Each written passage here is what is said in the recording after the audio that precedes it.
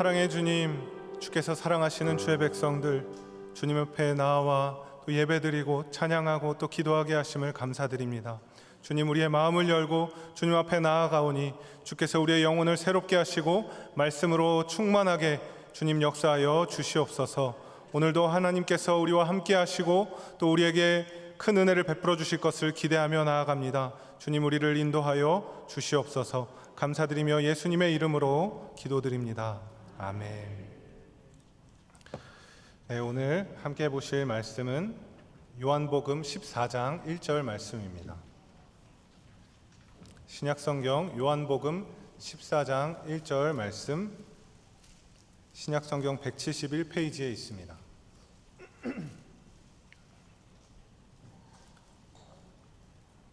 요한복음 14장 1절 말씀 제가 봉독하겠습니다. 너희는 마음에 근심하지 말라. 하나님을 믿으니 또 나를 믿으라. 아멘. 네, 오늘도 이 밤에 하나님께서 우리에게 귀한 은혜 주실 줄 믿습니다.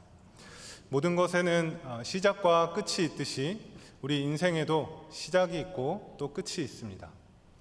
우리의 인생은 삶의 시작과 끝 사이에서 무수하게 일어나는 많은 일들의 집합체라고 할 수 있습니다. 여러 가지 일어나는 많은 일들 가운데 우리는 우리의 생각부터 실질적인 어떤 삶의 행위와 방향까지 어떤 생각과 어떤 방향으로 나아갈지 크고 작은 선택들을 해야 합니다. 그래서 프랑스의 장폴 사르트르는 이런 말을 했습니다. 인생은 B와 D 사이의 C다. 알파벳 순서를 따라서 C가 B와 D 사이에 있는 것처럼 벌스와 데스 사이의 초이스다. 인생은 탄생과 죽음 사이의 선택의 연속이다라는 것이죠. 이 사르트르의 말처럼 우리는 수없이 많은 선택을 하면서 살아갑니다. 이 선택을 한다는 것에는 어떤 선택이든지 좋은 결과가 뒤따라오기를 바라는 우리의 기대가 담겨 있습니다. 하지만 우리의 인생은 그렇게 호락호락하지 않아서 우리의 기대만큼 우리의 선택에 좋은 결과가 뒤따라오지 않을 때가 많이 있습니다. 심지어 어떤 때에는 내가 최선의 선택을 했다고 생각했는데 최악의 결과를 낳을 때도 있습니다. 그럴 때 우리가 느끼는 당혹스러움은 이루 말할 수가 없죠. 그때 우리 마음에 있던 평안은 모두 깨지고 소위 멘붕이라고 하죠. 멘탈이 붕괴되는 절망과 좌절의 상태를 경험하기도 합니다. 이렇게 자신의 선택으로 잘못된 결과가 나타났을 때 느끼게 되는 좌절과 절망의 감정은 이 땅을 살아가는 모든 인류가 그 감정을 겪으면서 살아갑니다. 이런 감정은 현대사회를 살아가는 우리뿐 아니라 오늘 본문에서 예수님과 함께했던 제자들도 동일하게 느꼈던 그런 감정입니다. 오늘 본문 14장 1절 말씀은 이렇게 시작합니다. 너희는 마음에 근심하지 말라. 예수님께서 제자들에게 이야기를 하고 있습니다. 너희는 마음에 근심하지 말라. 이것은 지금 예수님께서 제자들이 지금 아무 걱정 근심도 없고 평안하게 잘 지내고 있는데 노파심에 제자들이 혹시라도 나중에 근심할까봐 이런 이야기를 하고 계신 것이 아닙니다. 제자들은 실제로 심각한 걱정과 근심, 당혹감에 사로잡혀 있었습니다. 왜 그렇죠? 바로 예수님이 떠난다는 말씀을 하셨기 때문입니다. 요한복음 13장부터 17장까지는 예수님이 십자가에 달려 죽으시기 전 마지막 밤에 제자들과 예수님이 함께 지내면서 있었던 일들을 기록하고 있습니다. 13장 1절을 보면 이런 말씀이 나옵니다. 6월절 전에 예수께서 자기가 세상을 떠나 아버지께로 돌아가실 때가 이른 줄 아시고, 예수님이 본인이 떠날 때가 되었다는 것을 아셨다는 거죠. 그래서 요한복음 13장부터 17장까지는 복음서에서 가장 주목해서 봐야 할 내용들이 담겨져 있습니다. 왜냐하면 이제 예수님께서 제자들과 함께 할 시간이 얼마 남지 않았기 때문입니다. 이때 하신 예수님의 말씀 한마디 한마디, 행동 하나하나가 다 의미심장한 것들입니다. 예수님은 떠나실 때가 되었음을 아셨습니다. 그래서 제자들에게 내가 떠날 거다라고 말씀하셨습니다. 예수님께서 떠난다고 말씀하셨을 때 예수님이 단순히 멀리 어떤 여행을 떠난다거나 예수님이 제자들과 거리가 먼 장소로 이동하신다는 것이 아님을 제자들은 알고 있었습니다. 오늘 본문에 나오는 이 제자들과의 마지막 최후의 시간, 최후의 만찬, 그 다락방 강론이 있기 전에 마태복음 16장에 보시면 가이사랴 빌립보에서 예수님이 제자들에게 너희는 나를 누구라 하느냐라는 질문을 합니다. 그때 베드로가 대답하기를 주는 그리스도시요 살아계신 하나님의 아들이십니다. 이렇게 대답을 하죠. 그 대답을 듣고 나서 예수님께서 자신이 장로들과 대제사장들과 서기관들에게 많은 고난을 받고 죽임당할 것을 비로소 알려주셨다라는 말씀이 그 뒤에 나옵니다. 그러니까 제자들은 예수님이 죽으실 거라는 것을 이미 들어서 알고 있는 상태라는 거죠. 하지만 제자들은 예수님이 죽으실 거라는 것을 인정하고 싶지는 않았을 겁니다. 제자들은 예수님을 따르는 자들이었습니다. 제자들이 예수님을 따른다는 것은 여가 활동으로 심심해서 아니면 취미 생활을 하기 위해서 동호회에 가입한 것처럼 예수님을 따랐다거나 자기 본업은 그대로 하면서 투잡을 뛰거나 그런 것이 전혀 아니었습니다. 자신의 모든 것을 버려두고 예수님께 자신의 삶을 올인했습니다. 자신의 모든 삶을 쏟아부어서 예수님을 따르는 자들이 되었다는 것이죠. 제자들은 예수님이 자신들 삶의 문제에 대한 해답이라고 믿었습니다. 그리고 이스라엘을 구원할 참된 구원자이심을 믿었습니다.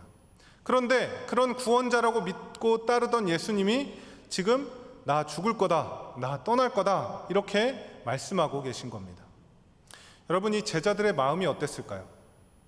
예수님이 떠나신다, 죽으실 것이다 이런 말을 제자들이 들었을 때 얼마나 허망하고 황당하고 이제 앞으로 어떻게 해야 되나 여러 가지 생각이 들었을 것입니다. 자신의 모든 삶을 바치기로 선택하고 자신이 가진 모든 물질과 시간과 열정과 건강과 힘과 모든 것을 다 쏟아부었는데 이런 제자들에게 예수님이 떠나가신다는 것은 제자들의 모든 노력과 지나온 시간들을 물거품으로 만들어버리는 것처럼 여겨졌을 겁니다. 지금까지의 모든 지난 날들이 신기루처럼 사라져버리는 것과 같은 이 당혹스러움과 제자들의 근심과 걱정은 우리가 상상하고 싶지 않을 그럴 정도입니다. 제자들은 어떻게든 예수님을 말리고 싶었을 것이고 예수님을 붙잡고 예수님 죽으시는 것 아니잖아요, 떠나시는 것 아니잖아요 이렇게 말하고 싶은 심정이었을 것입니다. 지금 제자들은 단체 멘붕에 빠진 상황이었습니다. 왜 그렇죠? 예수님이 떠나가시는 것 때문에 그렇습니다. 이런 혼란의 상태에 있는 제자들에게 예수님께서 지금 말씀하고 계신 겁니다. 너희는 마음에 근심하지 말아라. 하나님을 믿으니 또 나를 믿으라. 이 말씀의 참 의미를 우리가 깊이 있게 생각해 봐야 합니다. 이 말씀을 통해 예수님이 당시 제자들에게 또 지금 이 말씀을 보는 우리에게 던져주시는 영적인 메시지가 있습니다. 그것은 우리의 생각과 기대를 뛰어넘는 하나님을 신뢰하라는 것입니다. 오늘 본문 1절 말씀, 너희는 마음에 근심하지 말라, 이 말씀을 더 정확하게 표현하면 이것입니다. 너희의 마음을 근심되는 것에 두지 말아라. 너희 마음이 혼란스러움에 빠지도록 내버려 두지 말아라 라는 것입니다. 지금 예수님의 이 말씀은 마음을 어디에 둘 것인가에 대해서 결정을 촉구하고 있는 것입니다. 제발 너희 마음을 근심이 되는 것에 머물러 있게 하지 말아라. 근심을 선택하지 말아라. 이렇게 말씀하고 계신 겁니다. 그런데 여러분, 우리가 근심하지 말아라 이렇게 말하면 우리의 마음의 근심이 사라집니까? 그렇게 생각하면 할수록, 근심하지 말라고 하면 할수록 더 근심이 커지는 것을 우리가 경험하게 됩니다. 왜냐하면 근심하지 말아라 라는 말만 듣게 되면 근심하지 말아야 할 그 문제를 깊이 묵상하게 되는 것이 우리의 자연스러운 생각의 흐름이기 때문입니다. 그렇기 때문에 예수님이 지금 너희는 마음에 근심하지 말라로 말씀을 끝내시지 않고 우리가 진정으로 매달리고 우리의 생각이 머물러야 할 곳을 알려주시는데, 그것이 바로 하나님과 인간의 중보자 되시는 예수님 자신에게로 생각의 방향이 전환되도록 우리에게 이끌고 있습니다. 너희를 근심하게 만드는 문제에 머물러 있지 말아라. 너희가 진정으로 마음을 두어야 할 곳은 바로 구원자인 나 예수 그리스도이다. 이렇게 우리에게 방향을 전환하도록 알려주고 계시다는 겁니다. 이것이 예수님의 자기 증명입니다. 예수님 스스로 자신이 구원자이심을 드러내고 계신 것입니다. 하나님을 믿으니 나를 믿으라. 내가 바로 너희가 진정으로 믿어야 할 구원자다라는 것을 말씀으로 증명하고 계신 것입니다. 이 예수님의 자기 증명은 1절에서 끝나지 않고 14장에 계속해서 나오는데요. 1절에서 하나님을 믿으니 나를 믿으라 라고 말씀하신 그 바로 다음에 뭐라고 말씀하시냐면, 내가 너희를 위해서 거처를 예비하러 간다. 내가 거처를 예비하면 다시 와서 너희를 내게로 영접하여 나 있는 곳에 너희도 있게 하겠다. 이렇게 말씀하시면서 이 짧은 문장 안에 예수님이 부활하시고 아버지께로 돌아가실 것과 재림하셔서 다시 오셔서 믿는 자들을 구원하실 것을 쭉 말씀하십니다. 그러면서 중요한 말씀을 하시는데요. 내가 거처를 예비하러 간다 하고 말씀하신 뒤에 4절에 이렇게 말씀을 합니다. 내가 어디로 가는지 그 길을 너희가 아느니라. 내가 어디로 가는지 그 길을 너희가 안다. 이렇게 얘기하니까 의심 많은 도마가 이상해서 바로 물어봅니다. 아니 주님이 어디로 가는지도 우리가 모르는데 그 길을 우리가 어떻게 합니까? 이렇게 질문을 던집니다. 그때 이 질문에 예수님이 그 유명한 말씀을 하시죠. 요한복음 14장 6절 말씀 우리 같이 한번 읽어볼까요? 시작. 예수께서 이르시되 내가 곧 길이요 진리요 생명이니 나로 말미암지 않고는 아버지께로 올 자가 없느니라. 내가 바로 그 길이다. 아버지께로 가는 길, 그 유일한 방법이 바로 나다. 나를 통해서만이 하나님 아버지께 갈 수 있다. 이 말씀을 예수님께서 지금 하고 계신 것입니다.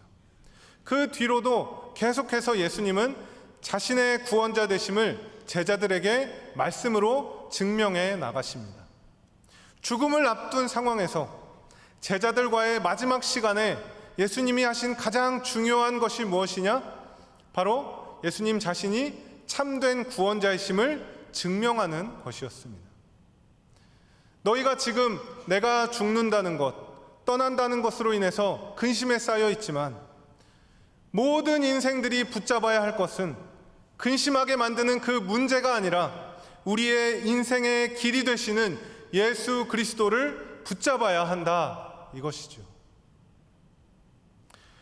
우리가 인생을 살면서 어려움을 만나게 될 때 본능적으로 우리는 어디에 마음을 두게 되냐면 우리가 겪게 되는 그 어려움들에 우리의 마음을 둡니다. 엄밀하게 말하면 우리는 우리의 삶 가운데 우리 스스로 문제라고 생각되는 그 일이나 어려움이라고 여기는 그 일에 우리의 마음을 둡니다. 현재 지금 당장 우리가 겪고 있는 어려움뿐만 아니라 미래에 우리가 겪을 수도 있는 그것이 어려움일 가능성이 아주 조금이라도 있으면 아직 일어나지도 않은 미래를 찾아가서 그 미래에 있을 법한 어려움이 예상되는 일에 우리의 마음을 둔다는 것입니다. 우리가 어려움이라고 생각되는 일에 우리의 마음을 두는 일은 우리 마음을 혼란스럽게 만들고 우리가 간절하게 바라는 마음의 평온한 상태를 깨뜨려 버리게 됩니다.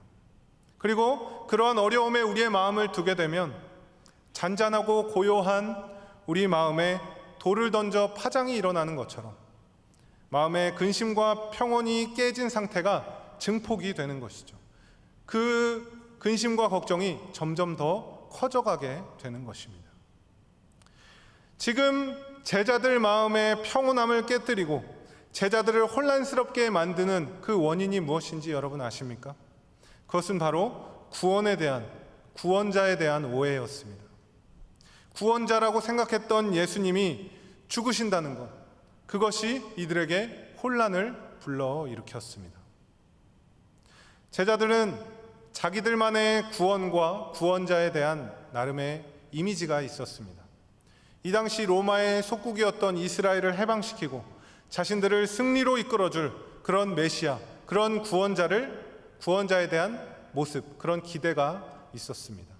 그런데 지금 예수님이 그것을 이루기도 전에, 구원을 이루기도 전에 지금 죽는다, 떠나간다, 이 이야기를 듣게 되었다는 것이죠. 지금 우리가 멈춰서서 주목해야 될 내용이 바로 여기에 있습니다. 우리는 이미 성경을 통해서 결론을 알고 있습니다. 제가 여러분께 물어보겠습니다. 예수님이 진정한 구원자이십니까? 참된 구원을 이루신 분이심을 여러분 믿습니까? 당연히 예수님은 참된 구원, 세상을 구원하시고 죄인들을 구원하신 진정한 구원자이십니다. 이것이 우리가 믿는 믿음의 내용입니다. 그렇다면 오늘 본문에서 제자들이 겪었던 그 감정, 그리고 그들의 상태, 근심과 걱정, 불안함, 당혹감, 두려움, 혼란스러움, 이런 것들의 실체가 무엇이었을까요? 이들이 가졌던 감정과 상태의 실체는 없었습니다. 단지 허상일 뿐이었습니다. 제자들이 지금 근심하고 걱정하는 이유가 뭐냐면 예수님은 그들이 기대하던 그런 구원자의 모습이 아니었고 제자들이 그들의 삶을 바쳐서 따르며 바라던 구원은 실패로 돌아가고 그들의 노력은 헛수고가 된다고 그렇게 생각했기 때문입니다. 이미 결론지어 버린 것입니다. 예수님이 죽으시는 것은 제자들의 계산에는 없었던 것입니다. 그러나 예수님은 죽으셔야만 했습니다. 왜 그렇죠? 저와 여러분들의 죄를 사해 주시기 위해서입니다. 죄의 대가, 그 책임, 형벌로 있는 그 죽음, 죄인인 우리가 죽어야 하는 그 죽음을 예수님께서 대신 죽으셔야만 했기 때문입니다. 이것은 구원자의 사명이었습니다. 그리고 더 큰 의미에서 죽음을 겪지 않고는 죽음을 이기실 수가 없고 부활하실 수 없기 때문에 예수님은 죽음을 겪으셔야만 했습니다. 예수님이 부활하시기 위해서 반드시 겪어야 되는 것, 부활의 전제 조건이 무엇입니까? 그것은 죽음입니다. 죽음이 없이는 다시 살아날 수가 없는 것입니다. 그렇게 예수님은 죽으시고 부활하심으로 사망 권세를 이기시고 진정한 구원을 이루어 내셨습니다. 이 모든 예수님의 사역과 구원을 이루고자 하시는 그 계획을 제자들은 다 헤아리지 못했던 것이죠. 그것을 헤아리지 못하고 당장 죽으시고 자신들을 떠나가시는 것에 대한 근심과 두려움만 갖고 있었습니다. 이것이 우리 인간의 한계입니다. 우리는 당장 눈앞의 현실, 표면적으로 나타나는 현상, 그 이상을 바라보지 못하는 그런 존재들이라는 것이죠. 저는 그 바둑은 잘 못 두고요. 장기 두는 거를 좀 좋아하는데요. 그래서 제가 신학교 다닐 때도 제 동기 중에 한 명이었던 정의영 목사님과 실력이 엇비슷해서 신학교 다닐 때도 종종 같이 장기를 두곤 했습니다. 근데 저나 정의영 목사님이나 다 아마추어기 때문에 서로 앞수를 내다본다 하더라도 많이 봐봤자 한 4-5수를 보면 정말 많이 본 거였습니다. 그러다가 제가 한 번은 장기 프로 기사가 장기 두는 것을 한번 본 적이 있어요. 근데 제가 그걸 보면서 와, 이 프로 기사가 어떤 수를 하나를 두면 그 수를 도대체 왜 뒀는지를 아무리 설명을 해줘도 제가 이해를 하지를 못하는 겁니다. 모르겠는 겁니다. 정말 중요한 말인데 그 말 하나를 이렇게 미끼로 잡아먹으라고 이렇게 던져줍니다. 왜 이렇게 뒀을까 싶은데 하수는 그걸 어떻게 하죠? 이게 웬 떡이냐 하면서 덥석 잡아먹습니다. 그러면 이제 어떻게 계속 이제 하다가 결과적으로 어떻게 되냐면 결국 그 프로 기사가 고수가 이기고 하수는 한치 앞을 내다보지 못하고 미끼를 덥석 물어서 이렇게 지게 되는 것이죠. 제가 그걸 보면서 이런 게 정말 레벨이 다른 거구나라는 것을 이렇게 온몸으로 체감했던 기억이 있습니다. 여러분, 장기만 그럴까요? 모든 스포츠, 예술, 어떤 분야에서도 하수는 고수가 가진 그 생각의 깊이, 상황을 바라보는 시야, 안목, 이런 것들이 차원이 다른 겁니다. 하수가 도저히 따라갈 수가 없는 정도인 것이죠. 하물며 장기 프로기사보다 그 어떤 고수보다 훨씬 더 깊고 넓으신 하나님의 생각을 피조물인 우리가 어떻게 다 이해할 수 있겠습니까? 그래서 유명한 표현이 있죠. 유한이 무한을 담아낼 수 없다. 유한이 무한을 담아낼 수 없다. 인간과 같은 유한한 존재가 무한하신 하나님의 생각과 계획을 다 이해할 수 없다, 헤아릴 수 없다는 것입니다. 이것과 관련된 성경 구절이 있습니다. 이사야 55장 8절에서 9절 말씀 제가 한번 읽어보겠습니다. 이는 내 생각이 너희의 생각과 다르며 내 길은 너희의 길과 다름이니라. 여호와의 말씀이니라. 이는 하늘이 땅보다 높음같이 내 길은 너희의 길보다 높으며 내 생각은 너희의 생각보다 높음이니라. 하나님의 생각과 계획은 우리의 것과는 비교할 수 없을 만큼 높고 깊습니다. 그 하나님의 계획을 우리가 다 이해할 수 없다는 것을 우리는 인정해야만 한다는 것이죠.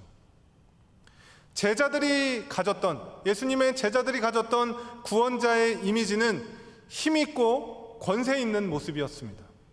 그래서 예수님이 당시의 세력들을 모두 다 제압하고 가장 강한 모습으로 왕좌에 앉아서 천하통일을 이루는 것, 그것이 제자들이 생각한 구원의 모습이었습니다. 예수님이 말씀하신 것처럼 힘없이 죽고 떠나가는 것이 아니었다는 것이죠. 제자들은 구원자에 대한, 또 구원에 대한 자기들의 이미지를 가지고 예수님을 바라보고 또 예수님이 행하실 일들을 기대했기 때문에 그들만의 기준이 지금 제자들을 불행하게 만들고 자신들의 영혼을 뒤흔들어 놓게 된 것입니다. 이런 제자들의 모습은 우리들의 모습을 그대로 보여주는 듯합니다. 내가 처한 상황 가운데 내가 생각하고 기대하는 모습대로 하나님께서 움직여 주시기를 바라는 마음이 우리 모두에게도 있다는 것입니다. 우리가 어떤 마음의 소원을 가지고 하나님께 무언가를 기대하고 바라면서 기도하는 것, 그 자체가 잘못된 것은 아닙니다. 그러나 그 마음의 소원대로 이루어지지 않는 것에 대해서 깊은 근심과 절망과 낙심에 빠져서 하나님의 더 큰 계획과 하나님의 능력과 하나님의 일하심을 우리가 놓칠 수가 있다는 것입니다. 우리 삶 가운데 이러한 일들이 충분히 일어날 수가 있습니다. 그런 하나님에 대한 기대가 충족되지 못해서 근심하고 불행해하고 혼란스러워하는 제자들에게, 또 지금 우리들에게 예수님께서 말씀해 주고 계신 겁니다. 너희의 마음을 근심하는 일에 두지 말아라. 너희의 삶이 지금 당장 결과가 좋지 않은 것 같이 보이고 실패한 것처럼 보여도 그것은 실패한 것이 아니다. 모든 것이 끝난 것 같지만 끝난 것이 아니다. 나를 신뢰해라. 여러분, 하나님을 믿으니 나를 믿어라. 이 말은 굉장한 표현입니다. 예수님께서 지금 나를 믿으라 라고 하는 것은 내가 너의 인생을 책임지겠다. 너를 끝까지 구원으로 인도하고야 말겠다는 능력의 말씀인 줄 믿습니다. 암담한 현실 속에서도 살아갈 힘과 의지를 갖게 해주는 위로의 말씀인 줄 믿습니다. 제자들을 향한 예수님의 이 따뜻한 위로의 말씀이 지금 이 순간 우리에게도 따뜻한 위로의 말씀으로 임하기를 바랍니다. 우리 모두는 각자 근심하는 삶의 문제들이 다릅니다. 아주 사소한 고민거리에서부터 심각한 어려움까지 여러분 모두 각자 다양한 근심거리들이 있을 줄로 압니다. 인생은 선택의 연속이라 했는데 어떤 것은 내 선택의 여지 없이 내가 원하지 않던 조건이 나에게 던져지는 때도 참 많이 있습니다. 그리고 내가 어떤 것을 선택했을 때 내가 원하는 결과를 얻을 때보다 원하지 않는 결과, 기대를 완전히 무너뜨리는 결과를 얻을 때가 훨씬 많은 것 같습니다. 그럼에도 불구하고 우리의 좁은 식견과 경험과 이해 가운데 지금 예수님은 우리에게 찾아오셔서 우리의 생각보다, 우리의 기대보다 더 넓은 하나님의 역사와 그 뜻을 펼치실 것을 믿으시기를 바랍니다. 그것을 바라보는 것이 믿음입니다. 물론 우리 기준과 생각을 벗어나서 하나님의 도우심과 그 뜻을 기대하는 것은 우리가 이렇게 말하는 것만큼 쉬운 문제는 아닙니다. 여러분 가운데 어떤 분은 끝이 보이지 않는 어두운 터널 속에 오래도록 갇혀 있는 것 같은 사람들도 있을 것이고, 또 어떤 분은 망망대해에 넓은 바닷가 한가운데서 허우적거리는 것 같은 상황에 있는지도 모릅니다. 정말 도무지 소망이 보이지 않고 해결할 방법이 없는 그런 어려움 속에 계신 분이 있을지도 모릅니다. 어떤 분들은 예상치 못한 고난과 어려움으로 깊은 절망 속에 빠져 있을지도 모릅니다. 그런 어려움을 폄하하거나 쉽고 가볍게 생각할 마음은 추호도 없습니다. 얼마나 그 겪는 일이 힘들고 어려운지는 하나님과 자기 자신만이 아는 겁니다. 겪어보지 않으면 모르는 거죠. 다만 우리가 살면서 우리의 마음을 근심하게 만드는 일들이 생겼을 때 그것을 우리가 인지하는 순간, 아, 내가 이 문제에 마음을 두고 있구나. 이것 때문에 내가 근심하고 있구나. 내 마음이 힘들고 괴롭구나. 이것을 깨닫는 그 순간 오늘 말씀을 꺼내어서 기억하시기를 바랍니다. 우리를 근심하게 만들고 혼란스럽게 하는 우리 삶의 걱정거리, 삶의 문제들, 그래서 우리가 근심하게 만드는 그 문제에 둥지를 틀어서 우리 마음이 아주 거기에 주저앉으려고 할 때 바로 그때 이 말씀을 떠올리는 겁니다. 너희는 마음에 근심하지 말아라. 하나님을 믿으니 또 나를 믿어라. 우리가 가진 진정한 신앙의 힘은 말씀을 꺼내서 우리의 삶으로 살아낼 때 힘이 생깁니다. 우리가 가진 그 무거운 짐들을 예수님을 신뢰함으로 십자가 앞에, 주님 앞에 내려놓으시기 바랍니다. 우리 영혼의 구원자 되시는 주님께서 마음에 평안함을 주시고 우리를 다시 살리실 것을 믿습니다.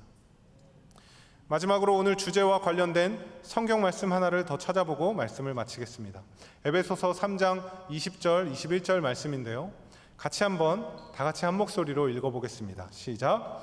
우리 가운데서 역사하시는 능력대로 우리가 구하거나 생각하는 모든 것에 더 넘치도록 능히 하실 이에게 교회 안에서와 그리스도 예수 안에서 영광이 대대로 영원 무궁하기를 원하노라. 아멘. 네, 이 말씀도 참 유명하고 귀하고 좋은 말씀 가운데 하나입니다.